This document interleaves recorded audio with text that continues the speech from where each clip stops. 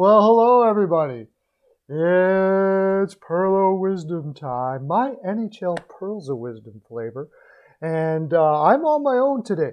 So I'm really hoping there's a lot of people come in and talk to me. Steele had some important things he had to attend to apparently. But that's okay. We can fly. We can fly on our own here at Pearlo Wisdom Industries, can't we? Yes, we can. Let me go. Let's see what's going on here. Did I do something wrong?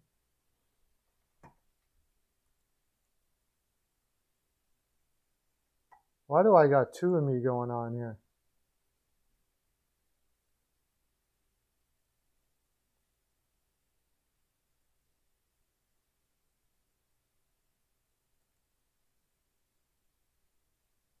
Oh, because I got the window capture going on. That's why.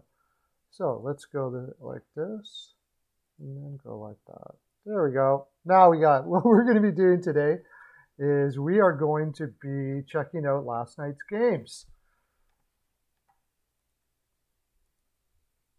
There, and there's the New Jersey Devils. Hi, whoever's here.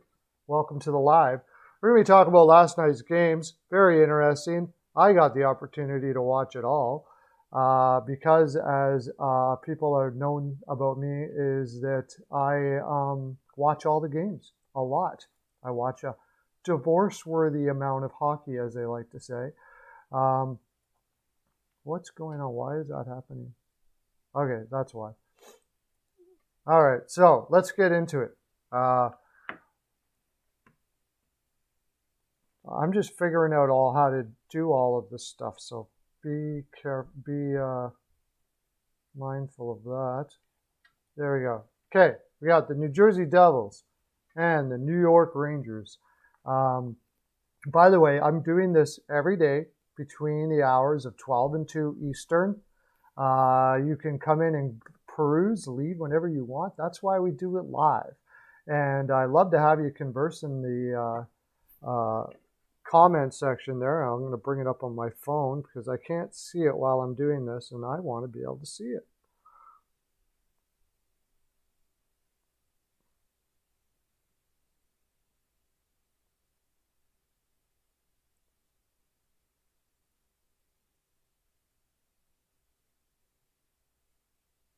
There we go. We got a live chat, so I can see anybody that's chatting while I'm talking. First of all, we have the New York Rangers and the New Jersey Devils. And I had the New York Rangers to win this game, and I'm kicking myself that I chose the New York Rangers to win this game because I was saying before the season started that there would be that their coach, who is it that they hired for their coach? Lindsey Ruff. Lindsey Ruff was going to have this Devils team being very competitive. And sure enough, they have been competitive. Now, the last few games that they were on, they played against Boston, I was out with the little lady, and we went to do our little market stuff. Because, like I said, I watch a divorce-worthy amount of hockey. So when I get the opportunity, it's a really good idea to take the lady out and enjoy some time together. And I missed this game. Now, the one they played after that, I can't remember what they played, but I missed that one too. So I did see the Rangers play when they got shellacked by the Islanders and then came back and I'm going to hello all in the comment section. Hello all. Speak to me, my friends. So I thought the Rangers were back on the right path is what I'm trying to say. Now, halfway through the day, I find out that Georgiev is in net instead of Shesterkin. And I'm a little less likely. I'm like, should I stick with the Rangers here? I really like Shesterkin better, although he hasn't came out gung-ho so far. I still like him better overall. I mean, if the Rangers are going to be a playoff team this year, they really need Shesterkin to be the one that takes the reins. So far, not so much. Hasn't been great for him. So let's look at the box score, which I find really interesting. Box score. There we go, box score. So we look at the box score. Now, I find this interesting for some reason, at least the last time I looked. Look at this. The NHL only posted 1, 2, 3, 4, 5, 6, 7 players as forwards for the New Jersey Devils last night. Now, we know that that's not the case because Sharon Govich played more than, they do have Zajac. Anyways, I did watch quite a bit of that game, and I'll tell you, Hughes, my gosh, is this guy turning into a player. I said when he looked like Johnny Gaudreau, but a center. Well, I got to go more than that. I'm really having a difficult time putting my finger on what Hughes is like. Now, it's only a small window of watching him right now as he grew into his body a little bit, came back stronger, obviously worked his butt off in this COVID time. He looks like a man now, but his hands are absolutely insane. Picks up 2 goals and assists last night, and one of the goals in particular was just sick. His hand, it looked like Kane as a center more than Gaudreau as a center. If that keeps up, watch out for New Jersey Devils this year. My gosh, they were playing fast. They were playing hard. I'm going to go over to, let's go so we can get all the players here. Andreas Johansson, I have to say, I didn't notice him very much last night. Same as kind of in Toronto.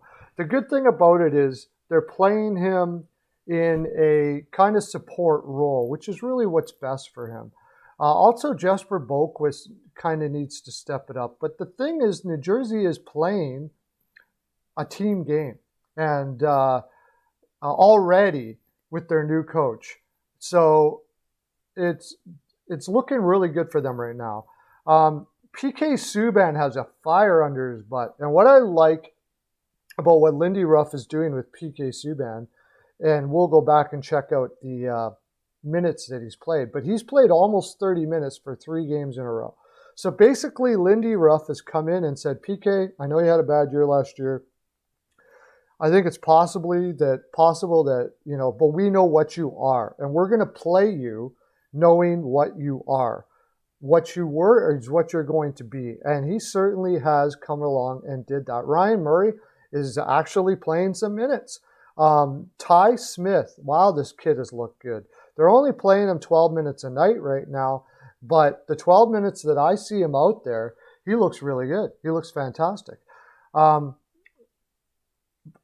so anyways, they're going out and they're doing all this without, let's look at their injured players here. Where are they here? That's their taxi squad. Where's their injured players? Usually it tells you here what their injured players are. But anyways, Jesper Bratt, Sami Vatanen are out right now. And so is Nico Hischier. Oh yeah, Nico Hischier right here. So Nico Hischier, Jesper Bratt, Sami Vatanen are out. They have Jesper Bratt in the non-roster, meaning likely it's a COVID issue. Nico Hischier is actually injured. They do expect him back in a little bit. But when these guys come back, what's this roster going to be like? People were talking about New Jersey's going to be the surprise team. New Jersey's going to be the surprise team. And so far, so good. Pavel Zacha was playing a good two-way game. Nikita Gusev, not so much. But honestly, it was just simply the Jack Hughes show again last night. He was all over the ice, playing every aspect, doing just unbelievable play. I don't know if he's going to be able to keep that or keep that kind of momentum going through a whole season. But right now, it's sure fun to watch. As far as the Rangers were concerned, pretty nondescript. Now, it's funny.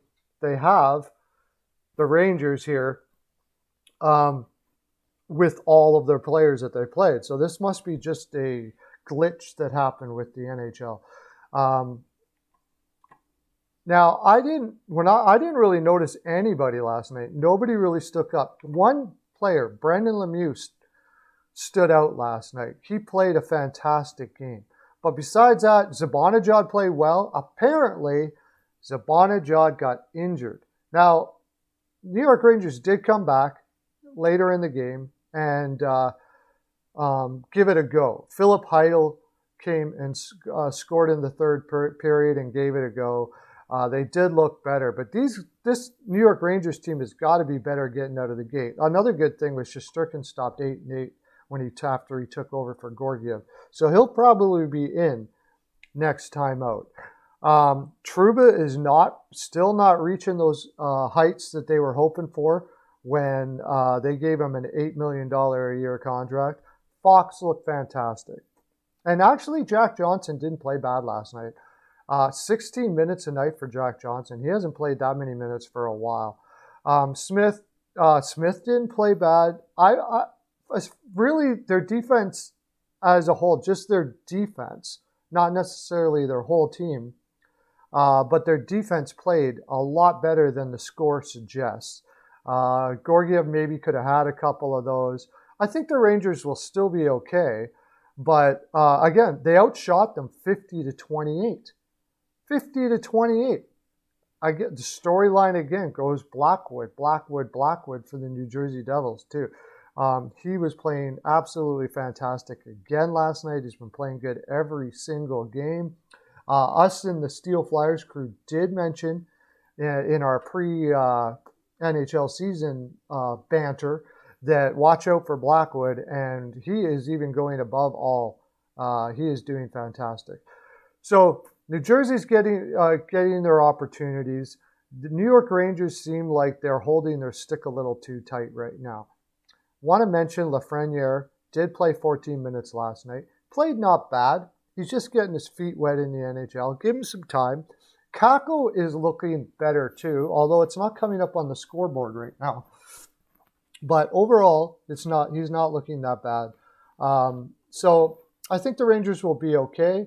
They did outshoot New Jersey last night, but it's funny, when you were watching the game, it didn't seem like the Rangers were really possessing the puck more than the New Jersey Devils were.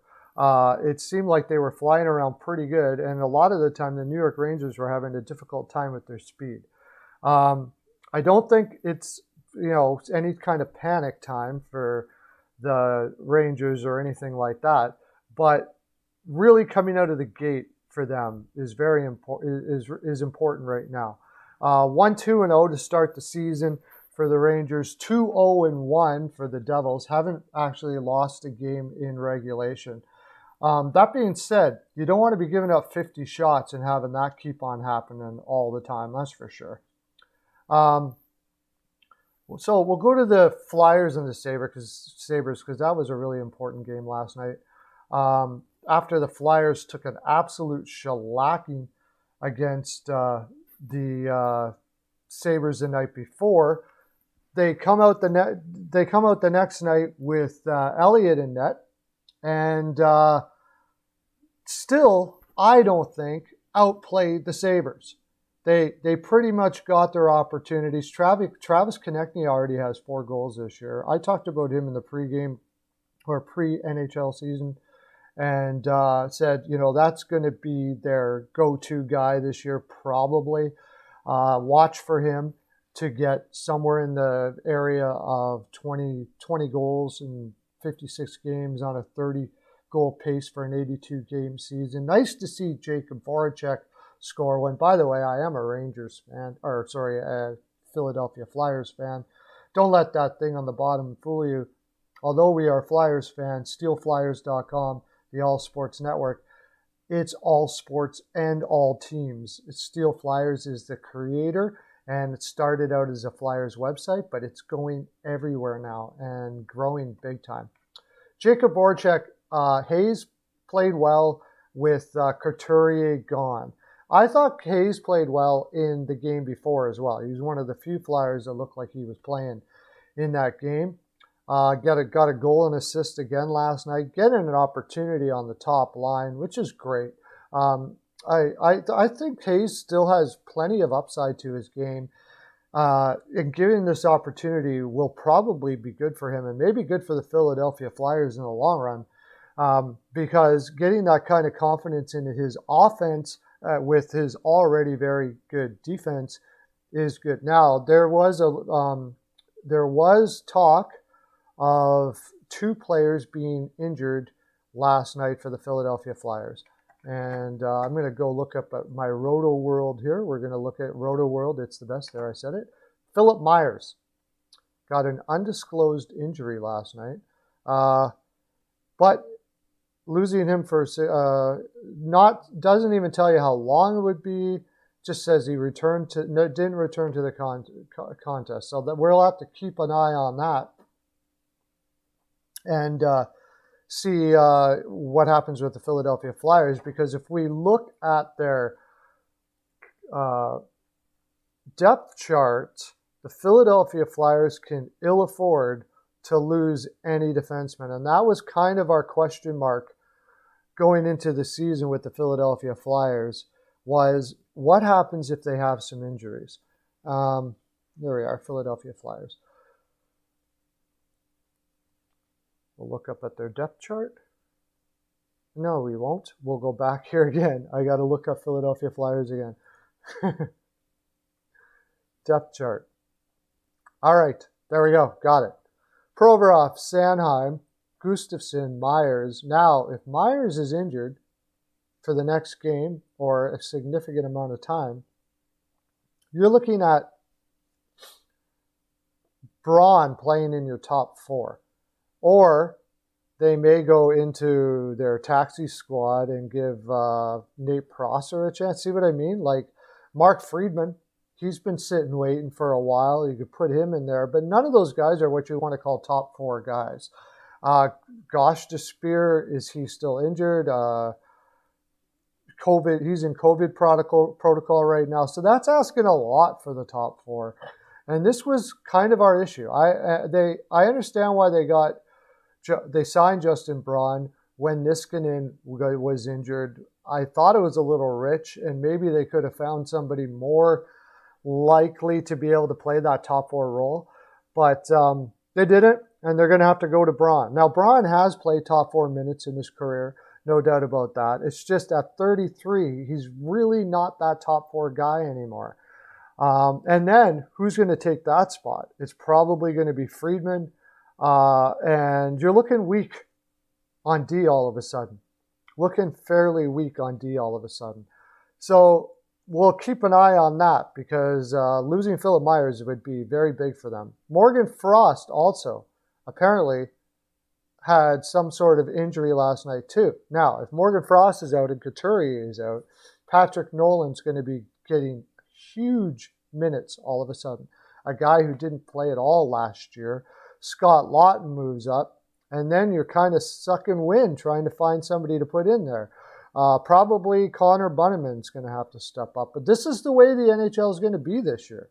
We're going to have to see a lot of teams' depth come in and play well, because depth is going to be the name of the game this year with COVID, just regular injuries. They're playing so many games that I wouldn't be surprised if some teams have a difficult time even getting the team on the ice this year. It's going to be absolutely crazy. So for the Buffalo Sabres, they came out and played well again, which is good for the Buffalo Sabres, because that shows that they're falling in line with Ralph Kruger's system and way of playing. I personally really like Ralph Kruger. I've been saying this for a long time, ever since they got him.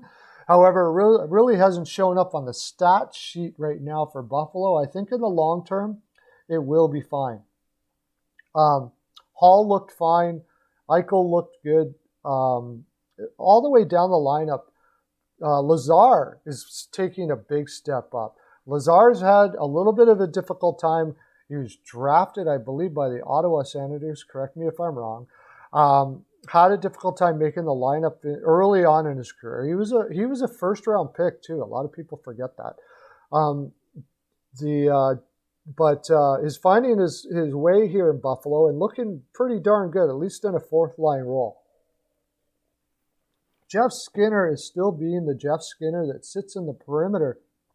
The guy's got to get into the dirty areas, man. He has 5 shots on goal, but they're all from the perimeter. The one guy that I didn't, and this is in the time that I saw it. Now, if you guys are out there and you watch this game, let me know if you noticed Olofsson last night, because in the limited time I watched it, fairly limited, I didn't really notice him all that much. But overall, I thought Buffalo played okay. They've got a difficult problem with goaltending. Maybe I heard that it was possible that Carter Hutton could be now injured, and they're throwing Johansson out there, a young guy who so far hasn't really had much success in the NHL. So that would be terrible for Buffalo in this very difficult division to have goaltending issues. And we were saying before the season started, we were saying it would be best for, I was saying anyways, it would be best for Buffalo to go after a goaltender. Now maybe they did, and they just couldn't find one. Nobody wanted to go to Buffalo, which is understandable with all the issues Buffalo has had the last little while. It's not really the prime place for people to be signing as free agents right now. And they went and said, well, if we're going to have to fly with Carter Hutton and Linus Ullmark, who is injured right now, then we better be able to score. So they went in and got Hall, and so far, so kind of good. They're 1-2 right now. Let's check that out. They are 1-3. So, but they have been scoring. But it's kind of, so far in 4 games, it's kind of been the issue we've been looking at all along. It's Buffalo can score, but aren't going to be able to keep the puck out of the net. That's kind of what we thought, and that's kind of what's happening. So feel free to converse in the comment section there. This is a free flow. Talk to anybody you want. Ask me anything you want. I'll stop what I'm doing and get right at what you're talking about. Or tell me. Don't ask me. Tell me. You guys are all smart NHLers out there. We got smart fans here at Pearls of Wisdom Industries. Very intelligent hockey fans. I talk to you in the comment section all the time. And I would love to hear from you. Whoops. Oh, no, not again.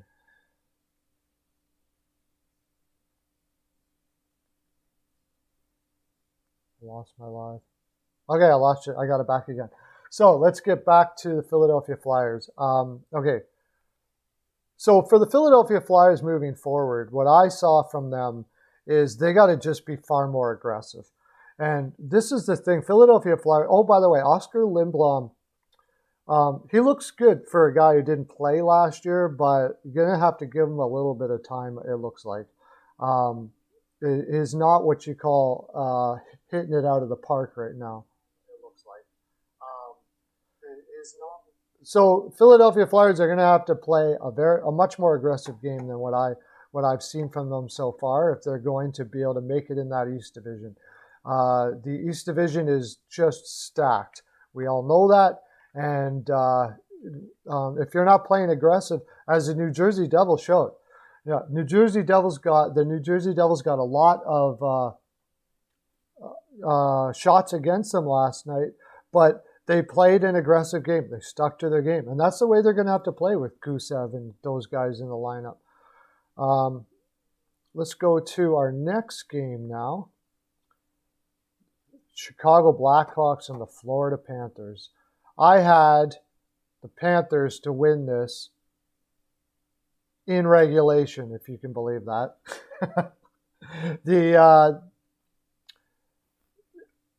Neither team looked good here. Simple as that. Chicago did look better than they've looked in a while. I did watch quite a bit of this game. But Kubalik, 2 goals, 1 assist, and it shows on the score sheet how it showed on the ice. Kubalik played very well. DeBrincat, he seems kind of flustered with the puck right now. His confidence seems to be a little low. Chicago as a whole is really kind of, I think, taken aback, and they're really trying to get it out of their head that they lost Crawford, and the team's kind of calling out, going for a rebuild. And Kuleton, who I think is a great young coach, at least for last night, looked like he started getting them going in the direction of, we're going to take on the world here. Nothing's going to stop us. We're going to show management that that this rebuild is not necessary, at least for one game. Pius Suter, who they picked up from Sweden, he's been fun to watch. I've watched him a couple times, and the first time I heard his name, I was like, who the heck is this Pius Suter dude? I looked him up. Let's go take a look since nobody's watching. I looked him up on Cap Friendly. It's the best there. I said it. And I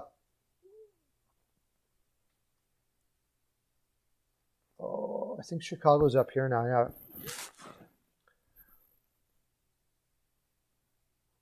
Pius Suter. I looked him up. He was a signed free agent. Signed basically a minimum salary. Actually, it's entry level contract. Played in Sweden for a long time. Had 53 points in 50 games in Switzerland. Sorry, not Sweden. Which, if you're getting a point a game in Switzerland's not bad. But I noticed he was just a good defensive two-way guy. He's kind of an energy guy.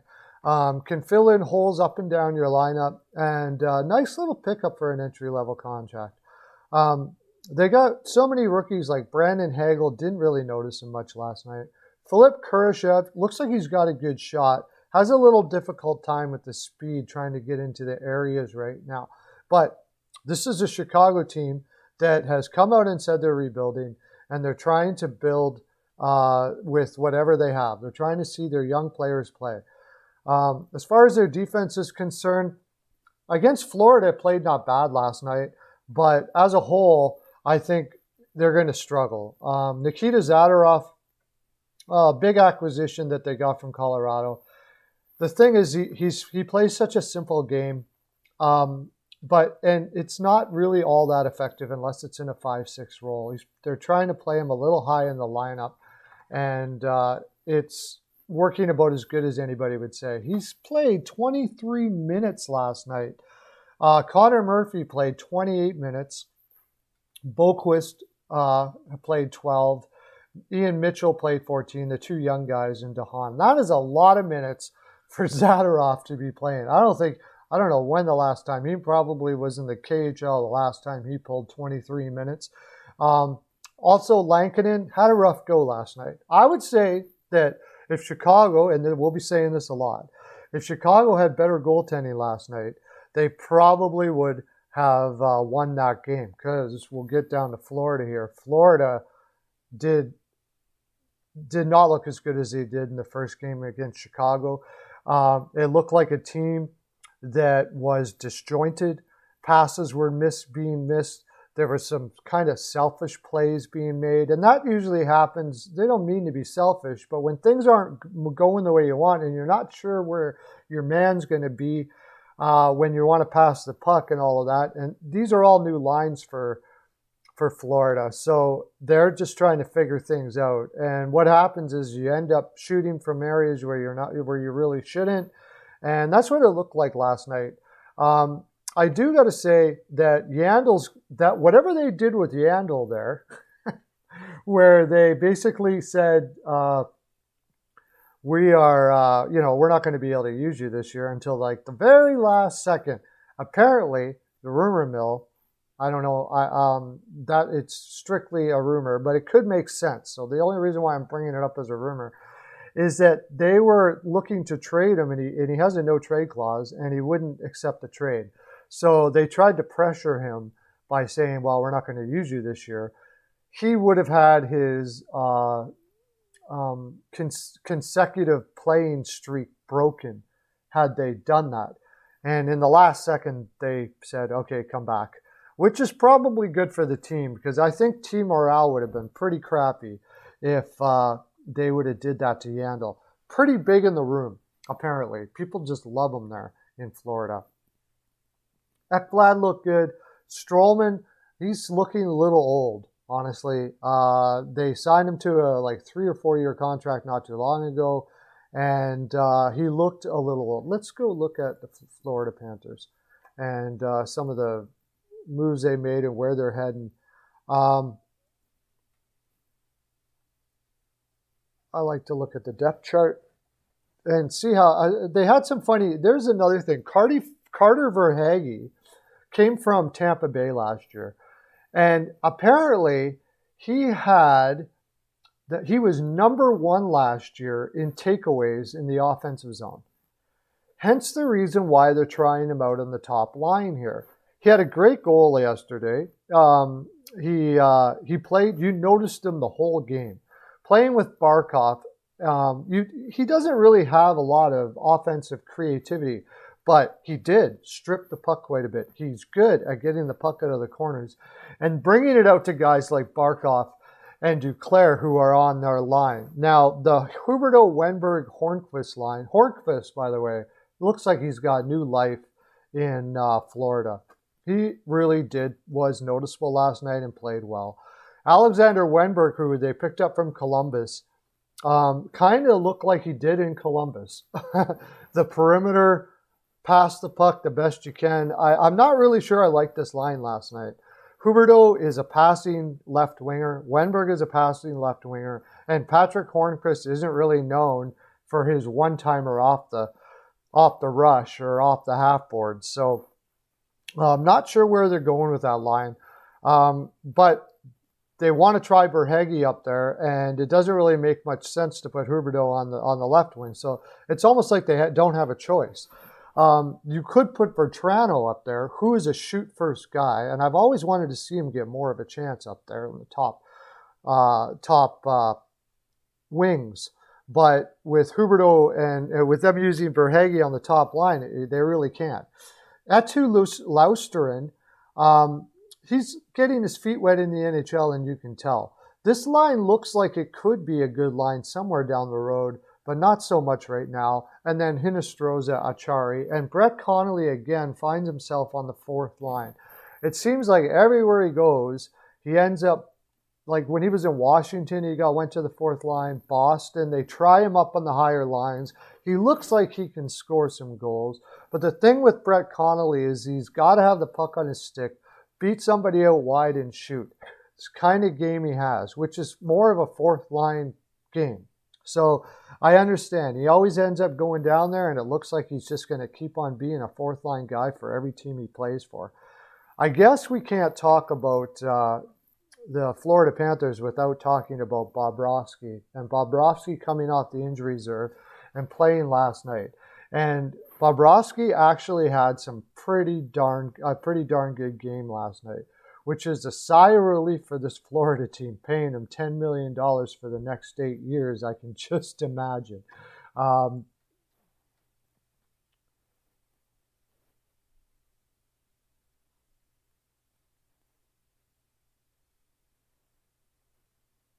So yeah, they are breathing a sigh of relief right now. So we'll see what happens with Florida there with Bobrovsky, because if they have any chance at all, not just for now, but for the future, Bobrovsky's got to get back to being Bobrovsky.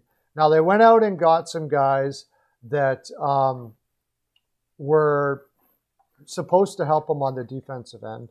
Gudas does do that. He is moving guys out like he always does. He's playing his game. They're playing him more on a fourth line role, though. Bottom six role, which is basically what he really is. He's a 5'6" guy and doing his job. I still think Mackenzie Weegar played 24 minutes last night, and that was pretty much to be expected after how he played last year. Seems a little bit over his head at 24 minutes, though. Playing against competition that he's not normally playing against for long periods of time. We'll see what he does, because last year he certainly played higher than they expected, and he improved all year long. Him and Ekblad played the bulk of the minutes, and you'll probably continue seeing that because there are other defensemen in Stillman. He's young, he's looking good, he's looking like he's improving, but he's all of those things. So it's not likely going to be in the cards for him to be playing high minutes, although if he keeps on improving like he did last year, he could be moving up a lot like Mackenzie Weegar. So that'll be interesting to see. As I said, Kubalik scored 2 goals. Hornquist got his second goal of the season, so he's scoring some goals. He looks like he's got a new fire. When he was in Pittsburgh, he kind of got lost in the lineup a little bit, and plays hard like he normally does.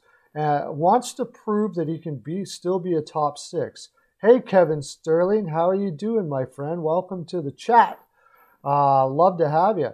Let's go Isles. Well, we're going to be talking about tonight's games. I don't think the Islanders are in there, but we can talk about the Islanders.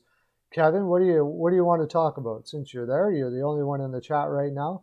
I just did a little bit of Florida stuff, looking at the games from last night. Did you watch any of the games last night, Kevin?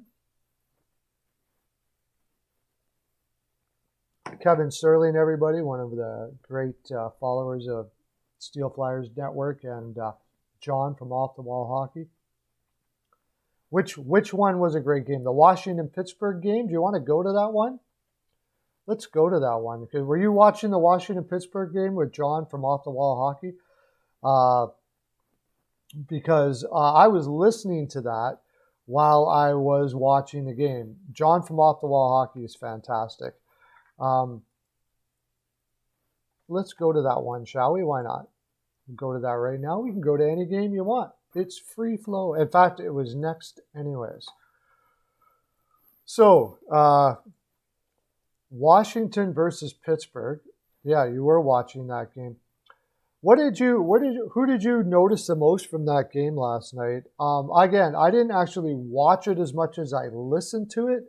Tom Wilson. Washington comes out hard, still trying to capitalize on a defense that, by the way, did you know, Kevin Sterling, Pittsburgh Penguins, Pettersson looks like he is out. He is injured after last night's game. Riikola as well, who only played 8 minutes, also got injured. So they could be in some big trouble there. But we'll get into the game. Washington came out trying to capitalize on this defense of Pittsburgh that on paper doesn't really look all that good. And at first ended up doing that. Both of them playing their backups to Smith and Vanacek. Vanacek had a decent game. I couldn't really blame the goaltenders from what I saw. It just looked like they threw defense out the window and just played some serious offense back and forth, which made that game a lot of fun. Washington got up 3-1. Jake Gunsel scores in the second period with 5 minutes in. And then Evgeny Kuznetsov, I believe that was a shorty, a 3-on-5 shorthanded goal, if I remember correctly. Was that the one that was a 3-on-5 shorthanded goal?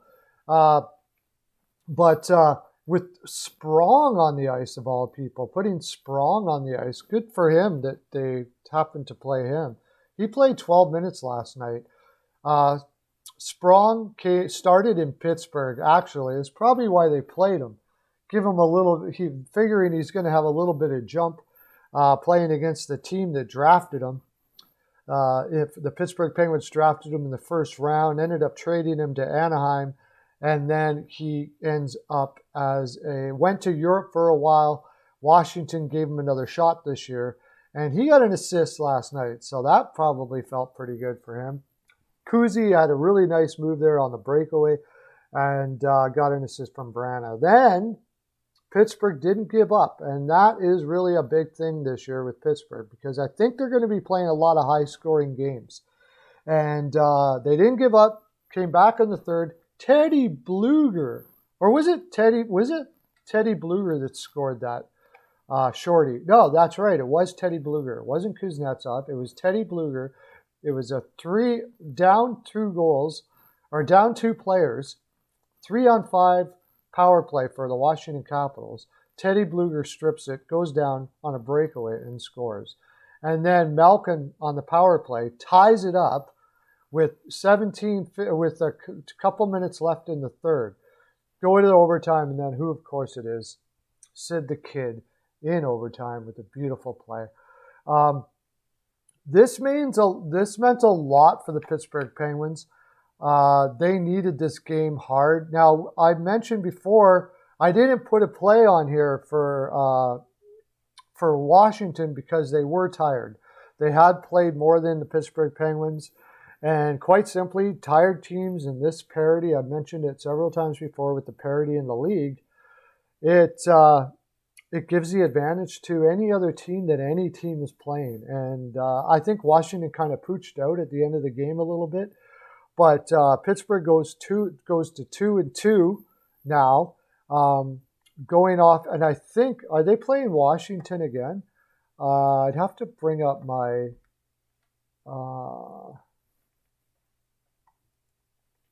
let's bring up my daily face-off schedule here. And we'll look at who Pittsburgh is playing next and who Washington is playing next. Because those are huge games right now for them. Is it going to come up?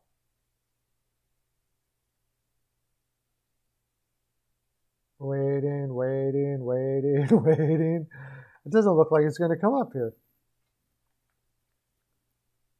There we go. Jeez, that took a long time. Okay. Had to hold my breath there for a second. Got to have my daily face-off. If you guys check out daily face-off, this is huge. Okay, we got Washington playing Pittsburgh. Now, Washington doesn't play again for a couple of games and goes against Buffalo. So they could be looking ahead a little bit, getting some rest, playing what could be a very injured Buffalo team, a game that they should probably win. The Pittsburgh Penguins, on the other hand, now are waiting, get a little rest as well, and they play a Rangers team that should be hungry. That's going to be a tough game. We'll be looking at that game down the road because that's going to be another fast game. That East Division is just mostly fast teams altogether. We talked a little earlier in the broadcast about the New Jersey Devils and the speed that they're running with, and it's pretty, it's, every team pretty much. Now, this is the reason why I mentioned with the Philadelphia Flyers that they got to start playing more aggressive because this is a very fast division. I'm getting a little concerned about their team speed when they're playing against like the Buffalo Sabres, even the Buffalo Sabres. They got a lot of speed on that team. So I'm a little concerned for the Philadelphia Flyers from what I've watched for the last couple of days.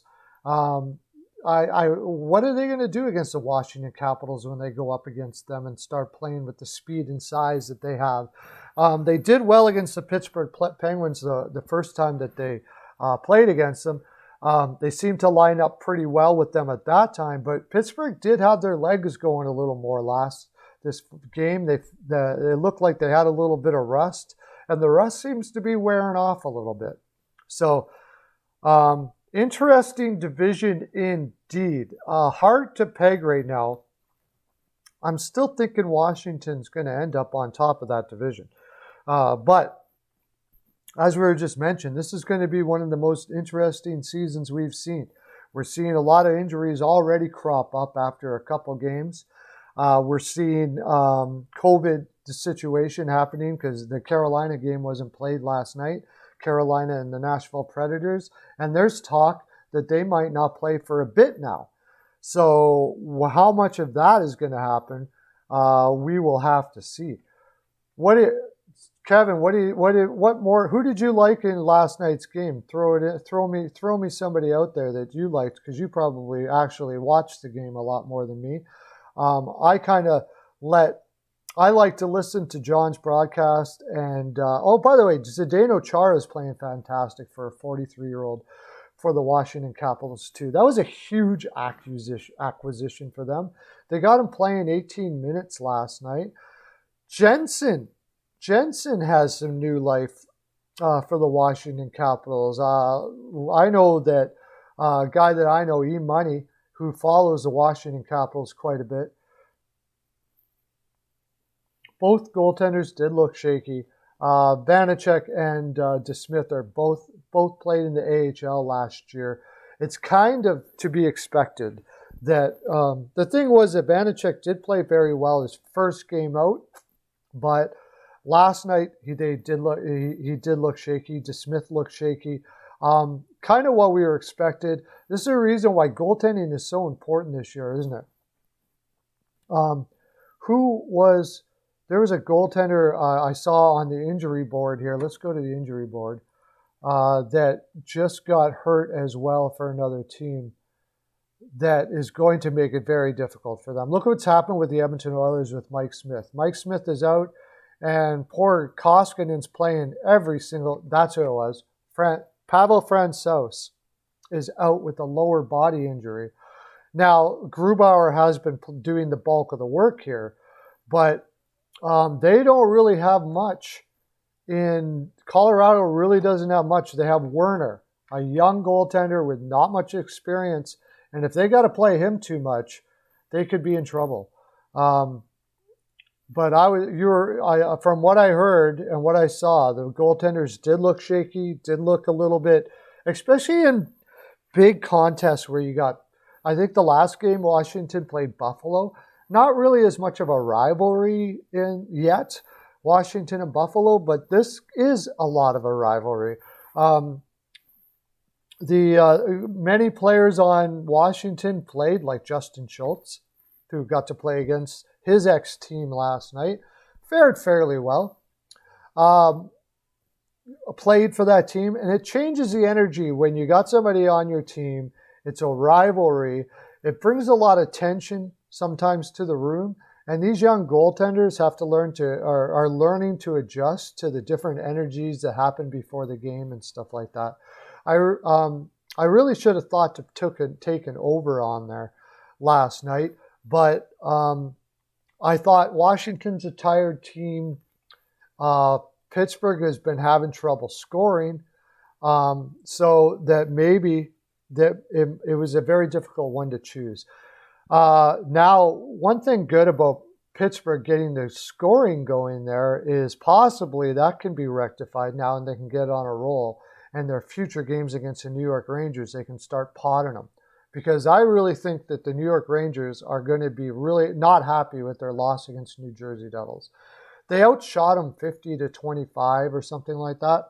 And they're going to take some positives out of that game, which there were a lot of positives for them. And they're going to be up for this Pittsburgh game. So we'll see. That should be a fast contest. Goals are going to be important. And the fact that Pittsburgh potted a couple, got a win here, should give them a lot of confidence. Should give them some confidence going into the next game. But losing Pettersson is going to be big for them. And losing Ricola. So now Cody Ceci and I think Matheson's injured. Cody Ceci might be playing top 4 minutes again. And that's just not something you want, boys and girls. It's hard to say. That's a good question. Will the Isles give up the least amount of goals in the league this year? For the first half, maybe. I'm a little concerned for the depth for the Isles on defense. Dobson has looked good, but Dobson hasn't played a full NHL schedule yet. They don't really have a lot of guys that I'm jumping up and down for to bring up into the roster. The Islanders, since you're asking and you're out there, why don't we cater to you, my friend, and we'll bring up the Islanders on Cap Friendly. And we'll look at some issues that might happen with the New York Islanders here. The good news is every team's going to have that problem this year, probably. Varlamov, again, Varlamov has a history of not being having the most stamina in the world. And that's a bit of an issue, except that Ilya Sorokin, although he took a kind of a kick in his first time out, it was a bad situation for him. Not really his fault. Kind of got thrown in there because Varlamov took a puck to the throat. Not your best way to get into your first game. Looked a little shaky, yeah, but I think he could be okay. The thing is, though, if the Islanders start getting injuries, Sebastian Aho, I'm not a huge fan. And after that, who are you looking for on the defense? Thomas Hickey? Hickey has shown ever since he was about 29 years old that he's not an NHL player anymore. But he does have NHL experience, so that's good for him for that. But really, who do you think the Islanders are going to be able to use if the injuries start happening there, Kevin. What do you think the Islanders are going to start using? That being said, again, you've got Barry Trotz's system there to carry you. And they'll almost always be low-scoring games for the Islanders. I love them for captain because you pretty much go under almost every game they play, especially when you're playing a team like Boston and stuff like that. But I think they could be in trouble if they start getting injuries. If they happen to stay healthy, and if Dobson can keep up with the rigors of NHL work constantly every single game, then things will work out well for them. But like I said, this should be a problem for every team. Teams that can adapt to the injuries and the COVID situation and all of the other things that are happening right now in the NHL. That's what you're worried about as well, yeah. Even if Varlamov does get injured, the rookie Sorokin, it's his first year, right? So I really like him. I think he'll be fine once he gets his feet wet and gets in there and in a better time when he knows and can be really prepared. As a backup, you should always be prepared, but that's easier said than done. That's the reason why good backups are so valuable in the league, because there's a special type of goaltender that can be ready anytime just to jump in whenever they're needed. And Sorokin has not played in the league. He hasn't even really played it as a backup all that much. I am a little worried about the Flyers. Yes, I am. And I don't know what my Flyers fans are going to say, but I had them high this year. But, I didn't wrap my head around the team speed as much in that Eastern Division. There is so much speed in that Eastern Division. And I'm a little concerned whether they're going to be able to keep up, to tell you the honest truth. They got to play more aggressive than they are. I'm concerned with the injury to Myers. That injury to Myers is very concerning to me. I mentioned it before that defensive depth wasn't really my favorite thing with the Philadelphia Flyers, and we really didn't want to have too many injuries to our defensemen. And right out of the gate, almost now we have an injury to Myers. So, I am concerned. I am concerned. Not necessarily about the record right now, but I'm concerned about what I'm seeing on the ice while the record is happening. To tell you the honest truth, I'm almost less concerned with Buffalo, who's 1-3, than the Flyers, because it seems like they can keep up pace in the East as far as speed on their defense and on their forwards. They got that great line, and they actually kind of outplayed the Philadelphia Flyers last night. I'm concerned. Also, this might be the Philadelphia Flyer fan in me talking too, because we're always a little bit more concerned when it's our team, right? There's that little more anxiety that enters into you when it's your team and you're looking on the ice going, wait a second, this reminds me a little too much of what happened against the New York Islanders in the playoffs and Montreal as well. So, I am definitely concerned about that. So let's go back to the game here at hand, the Washington Capitals, and look at some other players of interest. John Marino's looked very good. Played 26 minutes last night. And Demelin played 27. Letang played 28. They're relying very heavily on those guys. And with Pettersson getting injured, and he only played 11 minutes last night, like I said, it's not looking good. You got Cody Ceci, Matheson is injured. Let's look at the Pittsburgh Penguins depth chart, shall we? Why not? Pittsburgh Penguins.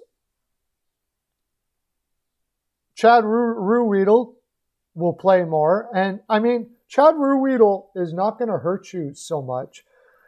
He's on the small side. He moves the puck okay. He's best suited for a 5-6. But honestly, if it's between him and Cody Ceci, I'm probably playing Chad Ruhwedel more minutes, bringing Cody Ceci up now. And then after that, see, let's look at their depth chart, and you'll see what I mean here, where things are getting pretty dicey. Injuries to Trotman. Trotman could be in there. He's injured. Matheson's injured. Oh my gosh. They're looking at Kevin Kuzmin and Pierre-Olivier Joseph, who was playing junior last year. Not really ready for NHL duty at all. They did try him out one game, and then he's been on the taxi squad ever since. They possibly could be looking, in their minors. There's nothing. There's really just nothing. So very, very concerning for the Pittsburgh Penguins to have any injuries at all. Kevin Kuzmin has been a journeyman AHL guy. You don't want him playing lots of minutes. They're in big trouble. They are in big, big trouble if they can't get Pettersson back quick. Any injuries to that defense, and Pittsburgh is in big trouble. The New York Rangers, who are there playing next, will probably feed heavy on that defense. Trying to stop the speed of those guys.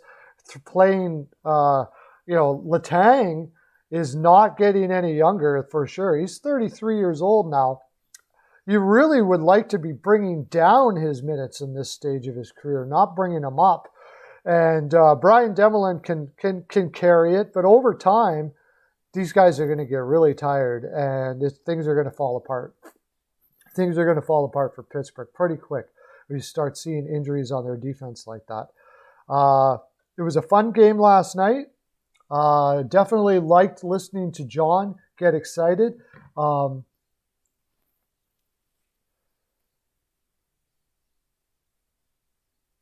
was pretty excited. Sorry, Peyton on the radio, who, if you're not following Peyton on the radio, please go check him out. I love him too, especially if you like gaming. He does gaming stuff. They're going to fall out pretty quick if they can't get Pettersson back, is what I'm trying to say. So let's go to another game now. Washington, we'll go to another game, and then we'll keep on talking about anything you want to talk about in the... here's one. Blue Jackets and the Detroit Red Wings playing last night. I watched this game, and I'll tell you what, the Blue Jackets, I love Tortorella. I talk about it quite a bit. I mean, I love him in the sense that as a coach, but I think he'll tell you behind closed doors he made a big mistake bringing up that Dubois situation in the media. I think I know what he was trying to do, and it was spoken out of frustration, and we know Tortorella gets in trouble sometimes when he speaks out of frustration like that. And I think he just put himself in a lot of trouble. Pierre-Luc Dubois is like their captain. He's not. Foligno, I believe, is their captain. And bringing it out to the media like that, I think he could have lost the room. They didn't look good last night. The Detroit Red Wings are looking better this year for sure, but considering the fact that they did have an injury to Fabry, Detroit did last night, I felt that Columbus was playing the system, but they weren't playing the system with the kind of heart we're used to. They were playing the system pretty much robotically last night. There wasn't that jump in their step that you need to see. And after having a tough game against Detroit before this, losing to Nashville, I do believe, what's their record right now? I do believe they're like 1-3 now. They are, 1-2-1. They really needed that game. And Detroit played with his heart. Look at Bobby Ryan, freaking 4th goal already this year in 4 games. First player in Detroit Red Wings history to score 4 goals in his first 4 games, being new to the franchise. That was talked about last night. But the big story was just that the Columbus Blue Jackets did not play with much fire last night at all. It was, it could have been worse. Was it Merzlikins that was playing last night? Come on. Trying to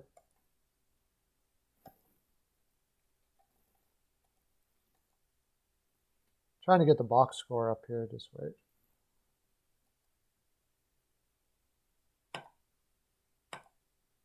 Huh. Box score won't come up. What's going on here? Anyways, we'll just go to the Columbus Blue Jackets on Cap Friendly, and that'll and the Detroit Red Wings. But we'll go to the Columbus Blue Jackets on Cap Friendly. Hopefully the box score will be working when I get back up here again. I didn't notice Cam Atkinson very much last night. Oliver Bjorkstrand played well, but as a whole, the Columbus Blue Jackets just didn't play well. Michael Del Zotto's having a resurgence there. He looks like he got in the weight room and started taking his career very seriously. Michael Del Zotto has had a problem with in his career with commitment, and it looks like at 30 years old he decided to commit to it this year, and he played fairly well. Overall, though, I would say that the team just did not play well last night. Hopefully this box score will come up now. Let me try going out and back in again.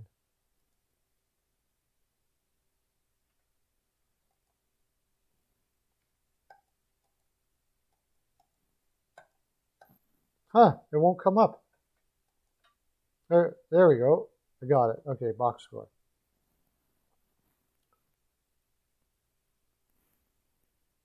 That's not the one. That was a Pittsburgh game, silly.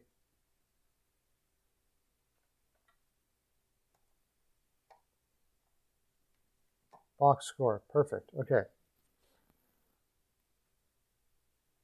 They're not responding to Tortorella right now, and that's not a good sign. The way I'm seeing it now, if the Blue Jackets can't get it turned around and Tortorella can't get their head off of the mistake he made, I could see the Columbus Blue Jackets missing now. I wouldn't put it past Tortorella to get the reins going in the right direction, because he does that sort of thing all the time. But I also wouldn't be surprised if Nashville. You got to remember the guys in Columbus Blue Jackets right now.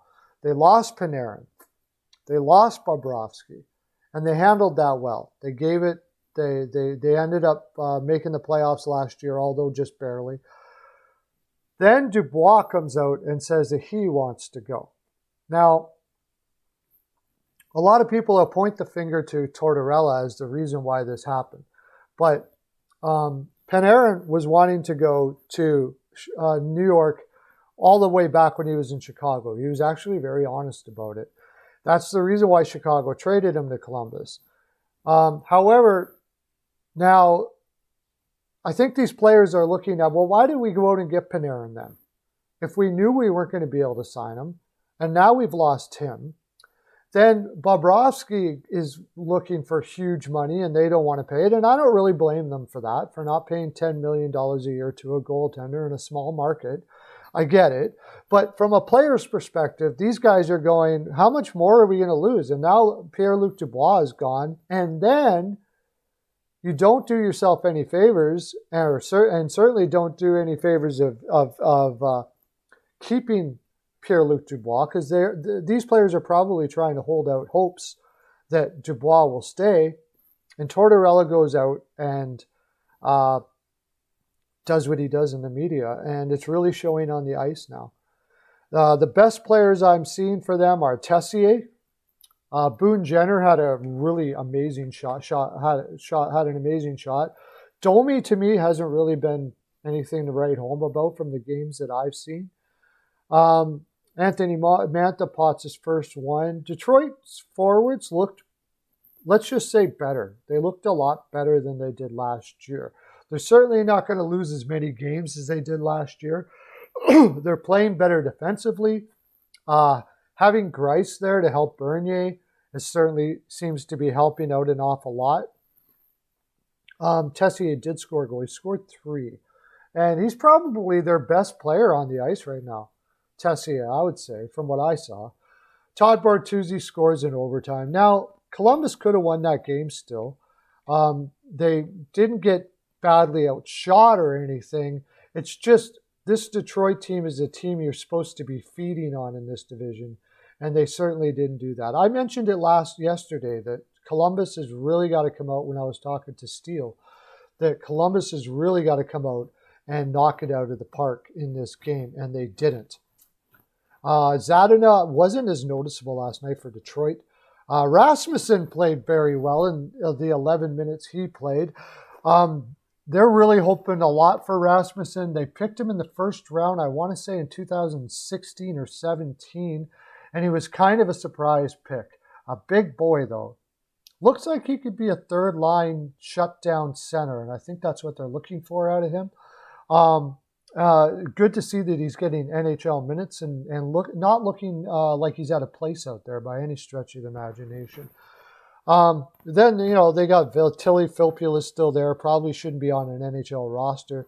They got this Bromy kid who they got signed as a free agent, I believe, out of Sweden. Looks pretty good. He's kind of an up-and-down winger type guy. Not playing too bad. Then Nemeshnikov is still Nemeshnikov. He's going to have some highlight reel goals every once in a while, but his whole overall game is lacking. They're getting the most out of a very limited roster. So anybody that was out there saying that Valsili should be fired, I think you're incorrect. I was saying it then, and I still think saying it now. I think this team is shaping up now and looking much more like a team that is going to be a contender down the road. Mark Stahl is out there pounding the ice, as they like to say, being a good warrior, keeping a smile on his face, knowing I think he's looking at this as a possibility of moving on to another team come the trade deadline. And I think Detroit's looking at it, assuming that they're completely out of it come the time that the trade deadline comes around. Stetcher, DeKaiser, Merrill, like on paper, this just really isn't a very good defense, but it's getting the most out of the sum of its parts. And Bernier played again very well. One of the most underrated goaltenders in the league right now. They signed him for another year. I don't know. It's going to be interesting. Is Bernier at this point, maybe he gets an opportunity. There is a lot of goaltenders going to be probably needed come the trade deadline this year. And if Detroit's out of it, I don't think you can look at Bernier as your long-term plans, and you could get a decent pick out of him at the trade deadline, especially if he keeps on playing the way he is. And there is, teams already. My Edmonton Oilers, for instance, hopefully would give up a pick for Bernier. We can definitely use some strong goaltending to go with Koskinen, because Koskinen's not looking like your clear, like a number one guy. He's looking like a 1B, 1A, 1B guy. But I watched the game. It actually wasn't boring. Blashill, yeah. It wasn't really boring. It was actually there was some going back and forth going on. Detroit's trying to get its feet moving. It doesn't want to play a trap game. It wants to really be carry on that Detroit tradition of being a high possession, high offense team while they bring in their younger players. So that's good to see. It's good to see a team building and not, like, say, for instance, the Anaheim Ducks, where they're not doing that. They're playing more of a trap game. And I don't know if that's going to be what their game they're going to want to play down this road when they start bringing in more players. So it's good to see Detroit sticking to their system. I like to see that in a rebuilding team. Going back to the Florida game, Chicago's doing the same sort of thing, actually. They're sticking to their system, even though they know that maybe that system at the moment isn't the best system to win games. In the long run, these guys are going to need to play the system that they know will win games when they've got the people on the roster to win those games. So it was a very interesting game. I enjoyed watching it. I did get the under on this. I had the under on that game. So that was good. And for big pearls, to say the least. So let's move on to, what do you want? You want to do Colorado, or do you want to do, I guess there's only one left. It's the Avalanche game. And then after that, I'm just going to talk whatever everybody wants to talk about. I watched that Colorado game last night while I was doing my video for my picks. I needed Colorado to win by 2. And I also needed the over. And Colorado had an empty net. LA had pulled their goaltender. And I believe it was Kadri had a skater playing goalie and he couldn't get it past him. And I would have had 2 great picks there. But I did hit a parlay last night. So that makes you feel better. Even though I wasn't up for the night, I did hit a parlay, so that was good. That brought me close to even, so that helped because it was like everything was falling apart. Oh, we didn't talk about the Ottawa game. I got to talk about Ottawa-Winnipeg. We'll talk about Ottawa-Winnipeg after this game here. So Colorado, LA. I'm going to talk about LA. LA, I had them slight pick into making the playoffs in this division. In the Central, I believe this is, or the West, whatever. I get them all mixed up now.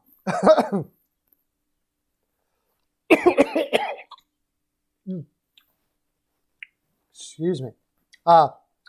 So, LA, I said before the season starts, I thought that they could make the playoffs. And it's not because of what's on paper. It's because McClellan's system is building a system there that does play all over the ice. It's not really a defensive system, but it's a hard playing system, and these guys are buying in. The one thing I did have a little bit of a concern about is Velarde only getting 13 minutes a night. I really thought he was going to be playing more this year. I don't know if he's got a slight injury. He did have some hip problems, leg problems before, or was it concussion problems when he got drafted? And the reason why LA was able to get him was for that reason. Not the fastest skater in the world, but his skating has improved a great deal. And I really loved him at the end of the year last year. However, he's playing a lot less this year. They're going back to Kopitar playing 22 minutes a night. And I guess that's part of the reason why. But, and then Lizotte is playing 15 minutes, playing more than he is. So I guess he's just got to, right now, he's got to earn his way back on the roster. Maybe everything's not swinging for Velarde as normal. But as a whole, this overall team played well against Colorado. And then Athanasiou, who looked terrible last year, I'll tell you. I'm an Edmonton Oilers fan. And even in Detroit, he played terrible. Apparently, it was injury-related, and maybe it might be because Athanasiou now has scored, I believe, 3 goals already for LA. And he looks like he just simplified his game. He's playing with more jump. He's using his speed more. He looks like he's got more wind. He's able to play more minutes. They played him 16 minutes last night. When he was playing with Edmonton, he was only getting about maybe 10 minutes a night. So they're giving him 16 minutes and they're letting him to play. Elias Anderson was in the lineup last night that they got from the New York Rangers. Didn't really notice him all that much, but it's noteworthy that he was at least in the lineup after having a falling out with New York and going into Sweden. And even in Sweden, he wasn't knocking it out of the park. It looks like Elias Anderson's probably got a role in a bottom 6 type role there now. Was a high pick in 2016, I want to say. Something like that, number 6. New York Rangers actually moved up to get Elias Anderson.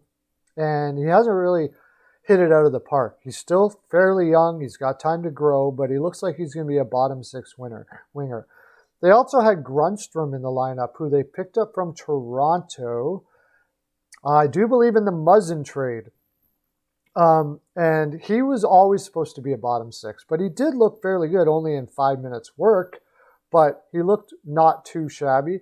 Overall, the team just played well against Colorado. And I want to shout out, well, first of all, Oli Mata looks better. What is it with LA? They seem to be able to go out and get these Ole Mata type guys that, he was in Pittsburgh, did well for their cup run, got injured, fell out of favor with Pittsburgh. Do I think Buffalo is a dark horse? I think they can be. I guess a dark horse would mean not likely, but they could do it. Yeah, I mean, anybody with that top line of Hull, and especially if Reinhart's working on that top line, which it looks like he is, and Eichel, if you got a top line like that, you should be able to score at least 2 a game. The problem they're having, of course, is with goaltending again, which we were saying, Carter, we were saying before the season began that I thought it would be in their best interest to go after a goaltender. Now, it's possible that they did try to go after the goaltenders out there, but none of them wanted to go. No, Reinhart, that's not that Reinhart. That's the defenseman for Reinhart, or he's playing in Europe somewhere, never panned out. The Oilers quite lovely gifted you 2 second-round picks for that, Reinhart. This is Reinhart of the, what's his first name? We'll look him up. Why not? You're on here, buddy. You're always asking questions. I'm going to help. We'll look up the Buffalo Sabres. We'll go back to the Buffalo Sabres again. Where is Buffalo now? Where's their cap space? Are they up on the top of the cap space now? Buffalo Sabres. Look at their depth chart. Sam Reinhart, Jack Eichel, and Taylor Hall. That line looks like it's clicking. And then if they can get Olofsson, Stahl, and Cousins going, now Cousins is young. I don't know if they're going to be able to play him all through the season. It'll be something if he's able to go through a condensed season like this, playing that many games. But they can get that line going, and the top 6 is okay. Dahlin has looked like he has really stepped it up this year on defense. Montour, so far, so not so bad. Let's put it that way for Montour. Not looking like he was having problems with last year. I think the energy has changed in this room now. Ralph Kruger is a really slick coach. He actually was a soccer coach for the professional league in soccer as well, Ralph Kruger. He's been a success everywhere he's gone. He's a brilliant mind.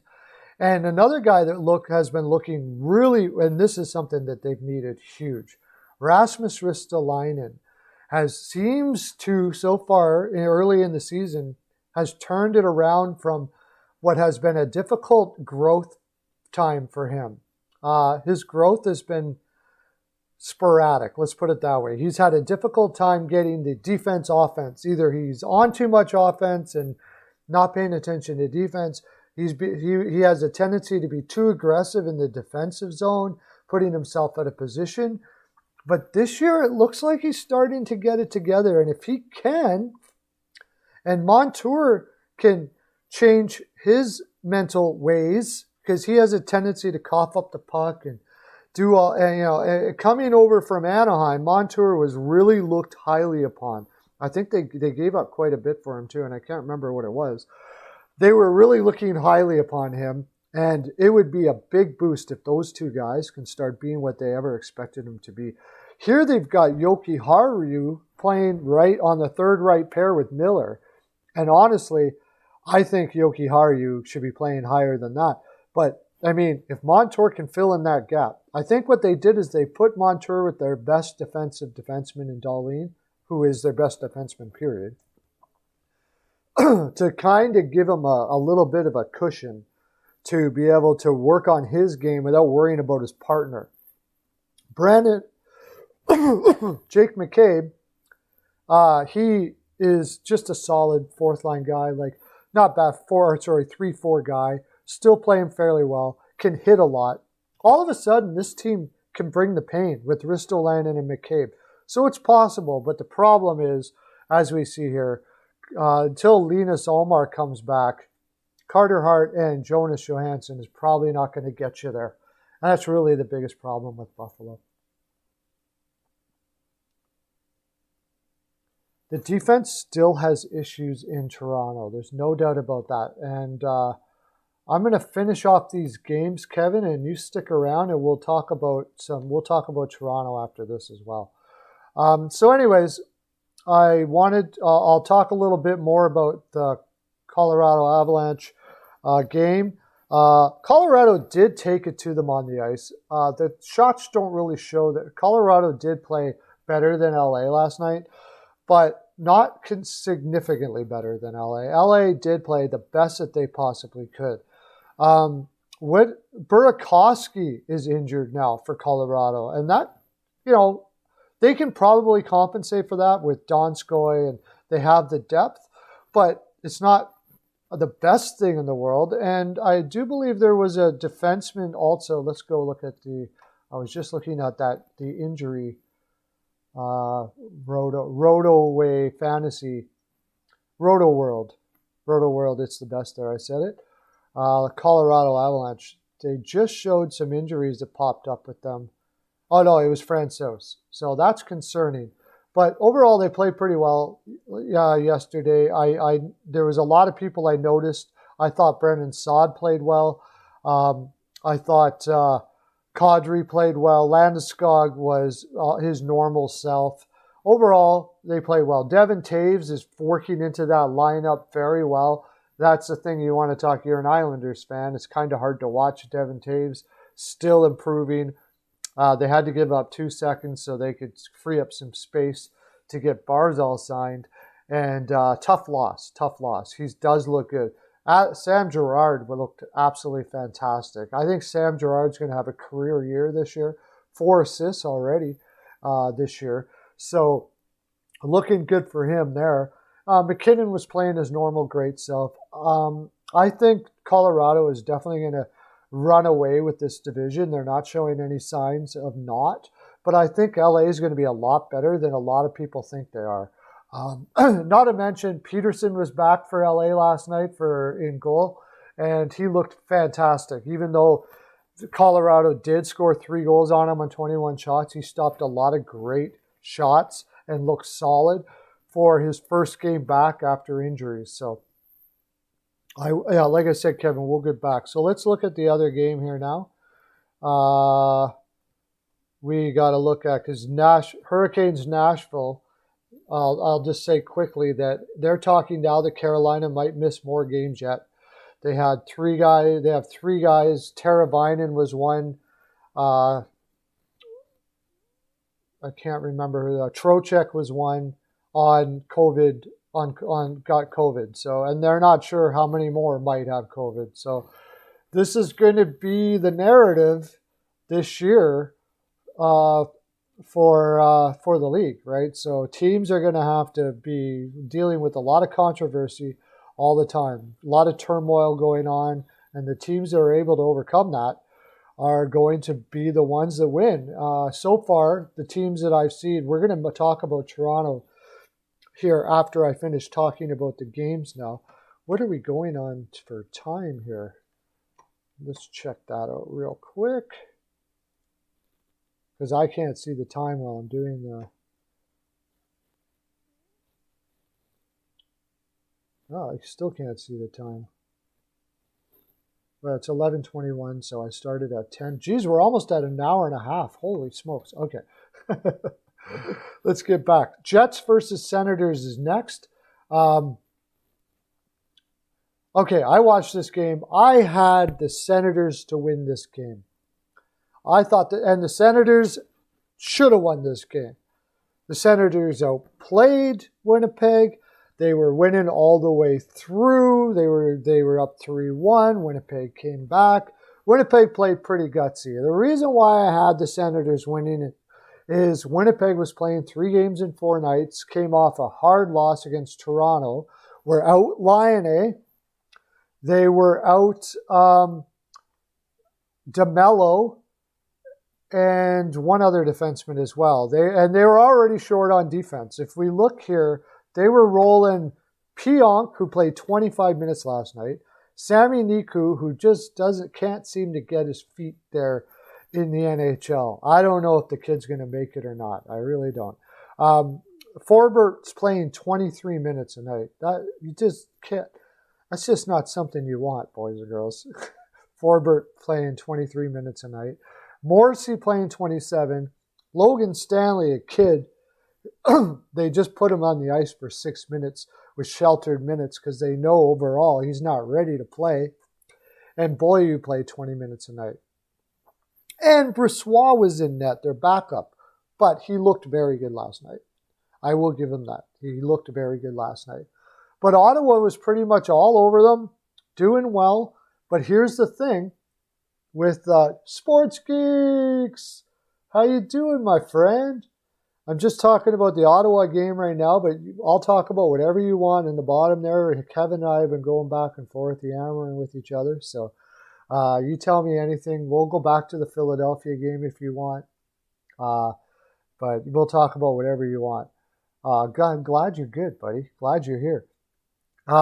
Thanks for coming in. Make sure you guys are liking the live here. It gets more people, gets the algorithm going and all that. Anyways, you're going to have this with Ottawa, and that's really the problem, is when it gets down to crunch time, these young guys have a tendency to get back on their heels and stop playing their game. And that's what happened in Ottawa. All of a sudden, Winnipeg comes back. Kyle Connor, who's been a beast this year and will continue on being a beast, the guy's probably a future 40-goal scorer, comes back and scores on the power play with a beautiful goal. And then Blake Wheeler, their captain, puts it away in overtime. And Ehlers puts it away in overtime. Blake Wheeler, with 18:43 left, ties the game. It was heartbreaking for me, man. Yeah, you went 6-7. I wanted you to tell me who that was because I didn't do that great. I did hit a parlay last night, though. So that was good. The parlay saved my butt. But I'll tell you after I'm finished talking about this game who I had altogether. Actually, if you saw my video, you can see my video. It talks about it, too. But anyways, Murray didn't look great. Ottawa's defense doesn't look bad considering how it was on paper. They're playing Gudbranson way too many minutes, though. Not that they have much of a choice. Zaitsev's playing 20 minutes. Shabbat, of course, is their anchor back there. Coburn's playing more minutes than he should. Riley and Brown. Like, this defense is meh. Very meh. And it kind of looked like it last night at the end of it. They held together pretty good for most of the game. Winnipeg definitely didn't have their legs. Like I said, no Laine in the lineup. Galchenyuk pots a goal last night. Galchenyuk, who is on his 5th or 6th team. I can't remember who it was, but I saw a quote saying from their coach that they got from Toronto, his name's escaping me right now, said that he wants to put Galchenyuk in the best possibility that he can have for himself, which would mean put him in an offensive situations. It sounds like he's going to play guarded ice time where he's going to be in the offensive zone most of the time because Galchenyuk's not great defensively. He's not the sharpest knife in the drawer when it comes to playing defense.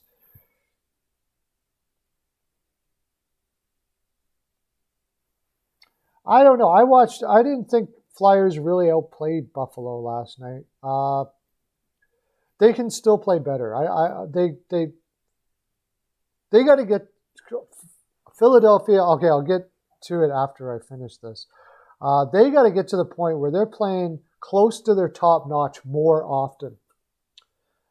Philadelphia is a strong team, and they can beat teams playing average. But they're not going to win cups playing average on a regular basis. And I want to see that team up it a little bit more yet. We'll get into future games here coming up with the Islanders and Philadelphia and any other team you want to talk about and where they're heading in based on where they have here right now after this. But anyways, this Ottawa Senators game, Derek Stepan looks like he's really showing these kids how to grow. It was an expensive pickup, but one that I kind of understand.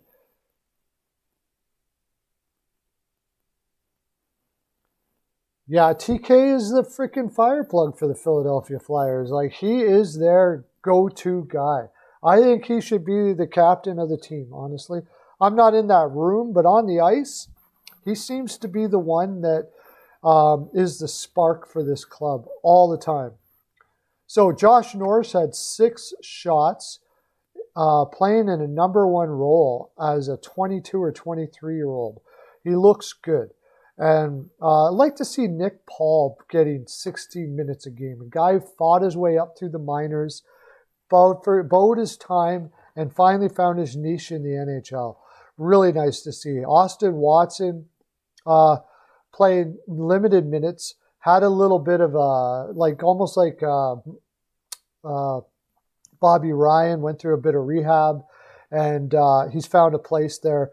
I liked Batherson in Ottawa. I really like this lineup down the road. The way Ottawa is building this team, they're not ready for prime time yet. They're going to miss the playoffs for sure, but they're really not all that far away. They got to work on the defense, so quite a bit. Winnipeg had Ville Heinola out. I think he's on having injuries. Christian Vassilainen. Tim Stützle is injured, and I would have liked to have watched him last night. But he's already injured in his early career, so I think it'll be TK. I don't think Oscar's the rah-rah guy in the room you want as your captain. TK seems to be that kind of fire in the room and on the ice. I would like to see them as a captain. The other guy could be Hayes. Hayes could be the captain of the future.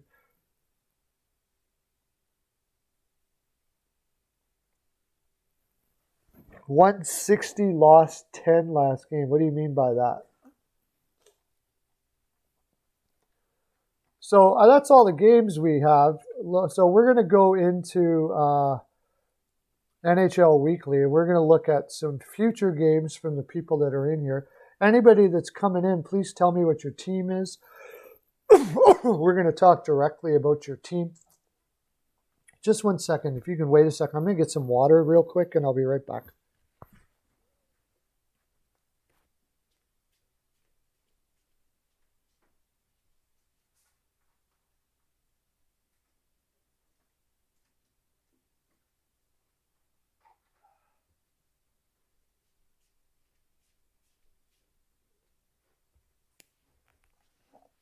There we go. Sorry about that.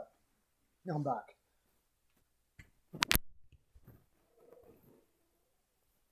He's too much of a nice guy, eh, Hayes?